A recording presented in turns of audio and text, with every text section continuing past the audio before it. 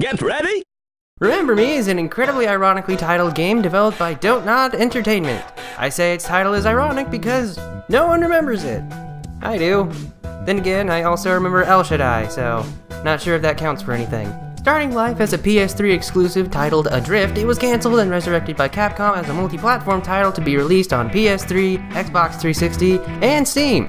Also, I just realized this game came out 5 years ago last month, but that's a complete coincidence. Didn't really mean for that to happen, but it did. This was the first game developed by Don't Nod, the French studio now known for Life is Strange, a widely popular adventure game series revolving around a time-manipulating lesbian, and recently Vampire, which is a vampire game about vampires. No one really talks about this game anymore. Come to think of it, I'm not sure many talked about it when it was new either.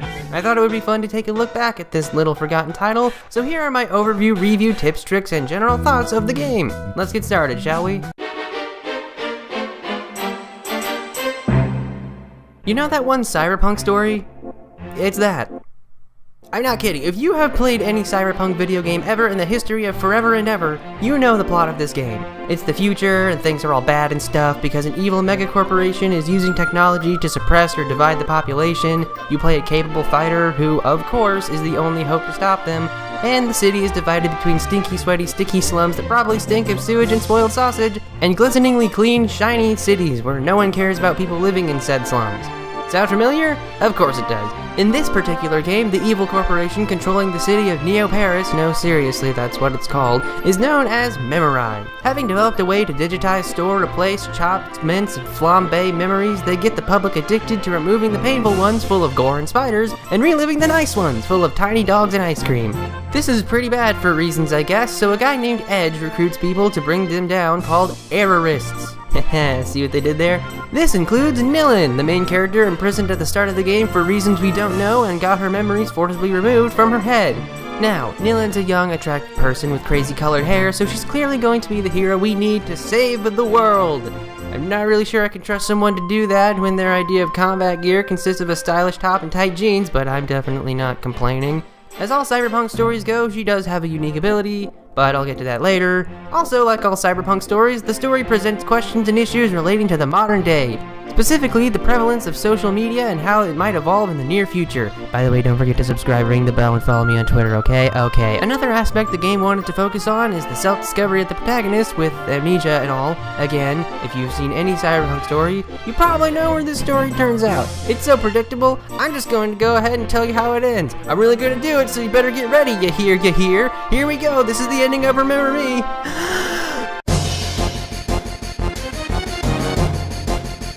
Everywhere you look, this game is described as an action-adventure, but that's basically gaming shorthand for people going around doing things for some reasons, so allow me to tell you what it's actually like. The best way to describe Remember Me is a linear beat-em-up with a few puzzle platforming elements. And when I say puzzle platforming, I mean puzzle platforming in the Uncharted sense, in which it's not very puzzling, and there's not a lot of platforming going on. Controlling Nilin from a third-person perspective, your goal in each level is to reach the end by means of climbing poles, rails, billboards, other stuffs, I guess, and stopping every few minutes to lay the smack down on anyone who gets in your way, ranging from mutated monstrosities, to robots, to heavily armored security guards. And the most surprising thing about this entire game is that you can actually beat them all up, despite having the physique of a personal trainer and tight jeans. Again, not complaining. Get through a few groups of them and reach the end to fight a boss. When you beat the boss or reach a certain point in the story, you unlock a new function for Nilin's glove thing to use to affect the environments in incredible ways, like opening doors, turning on lights, and other mandatory things you need to continue. You can also use it to shoot enemies, somehow. Not sure how it hurts them since I don't see anything physical being shot out, but hey, maybe all this future stuff includes built-in psychokinesis. As I said earlier, this game is linear, as in you will literally just go from point A to point B in a straight line, no questions asked, no side quests, no secret areas, no shortcuts, none of those fancy schmancy conveniences that also weren't included in Uncharted. That doesn't mean there's no point in looking around a bit, as there are special items you can find in levels to boost your stats. Stat patches do not actually increase your chances of getting into a good college, but they do increase your health when you find 5 of them, and focus boosts do the same thing for your focus. There are also data logs, which help explain more of the world that the developers spent so much time and effort constructing. So if you like the books in Dishonored, go ahead and look for these too, you nerd. Just remember to search an entire area before moving on, because there are points of no return like every 5 feet, which means, oh come on again! I managed to find quite a few without much effort, but I'd recommend following a guide to make sure you're all beefed up for when things get hairy. Links in the description below. Remember Me shakes things up with some neat mechanics in both combat and puzzles. It touts a make-your-own combo system, but it's a bit less flexible than it sounds. You can't go from drunken fist to spanking people like in God Hand. Instead, you have a preset combo using the square and triangle buttons, and you can unlock moves to give each attack some kind of effect. These attack, called pressins, come in 4 different categories. Power pressins deal more damage, and by hitting enough, you can overload their memory in a totally not violent way. No, seriously guys, it's totally fine. Healing pressins recover your HP, obviously. Cooldown pressins, I will explain in a bit. And blue ones. Power and healing pressins are the most important since you need to not die while making sure everything else does. You following me? To help in both of those tasks, Nilin also unlocks 5 special pressins at certain points in the game, which you can use when you have at least one chunk of focus. Once you activate one, Nilin is granted the power of shiny futuristic particle effects and do all sorts of fancy schmancy things. Fury lets you go full-on button mash for a few seconds. DOS does not open a command line to activate programs on your computer, but instead stuns enemies. Except these jerk turkeys. Rest in Pieces converts a robot to your side and betray their Aristo masters a bit before exploding. Camo is useless, and Logic Bomb is a bomb, logically. Once you use them, they go into a cooldown phase, which you can reduce when landing cooldown pressing.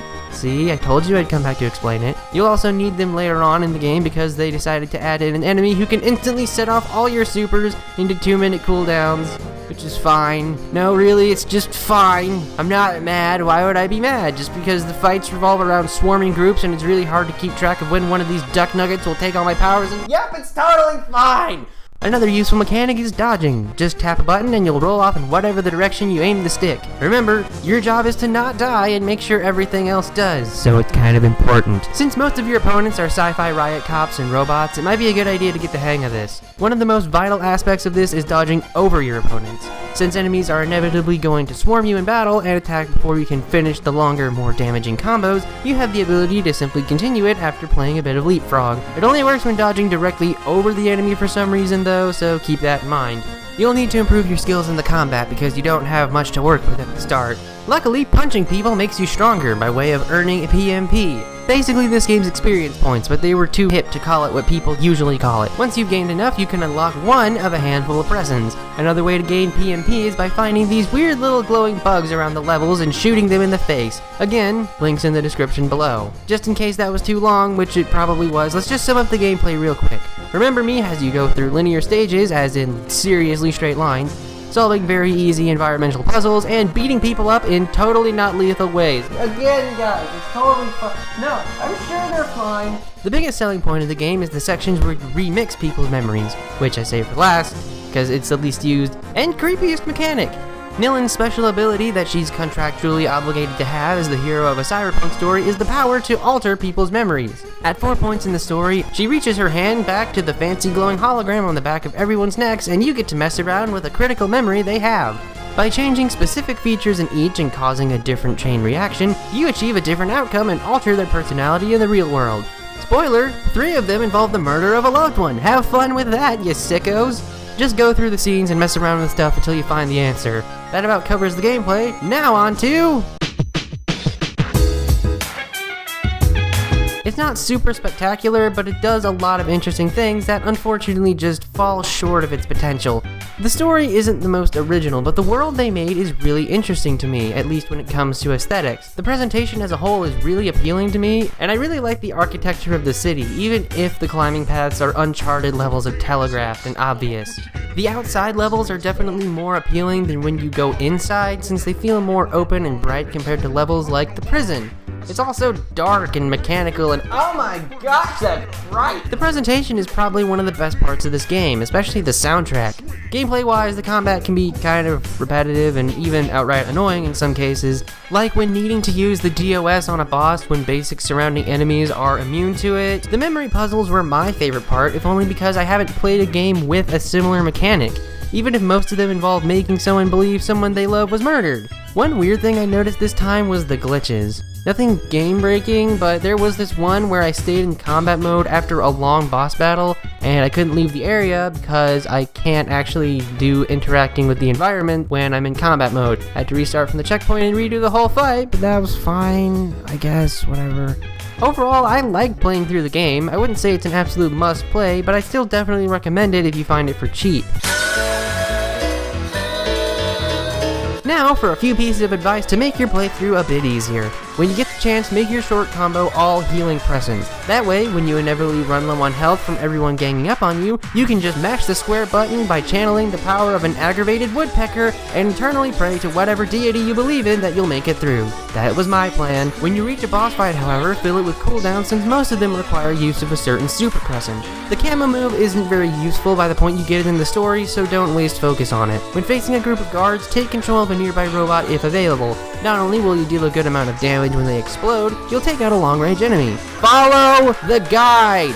Don't bother using the long-range shooty thing on the electrified enemies later in the game. It still hurts you for some stupid reason. I don't know why. Just accept it, and you'll live a happier life. Just go in close with healing hits and you'll be fine, trust me. And finally, look at Nillen's butt. That's it. That's my final piece of advice for enjoying this game. If you want to make it even easier, just look at the cover art. Her rear end's front and center. They knew what they did. They knew what they did. That is Remember Me, a game ironically forgotten by pretty much everyone. It set out with many unique ideas and concepts, but unfortunately might have been a bit too ambitious and fell short of its goals. Taking the main aspects of the gameplay separately could each make a game on their own, but together might have been detrimental to the overall product. Upon release, it received somewhat positive reviews and surprisingly became the second most downloaded PS Plus title in Europe. Somehow. Many have forgotten this title, but I will remember it as a fun experimental title that I enjoy playing through every now and then. Thus ends my summary of Remember Me. If you enjoyed this video, make sure to like, comment your thoughts, subscribe if you'd like to see more, and I hope you have a great day.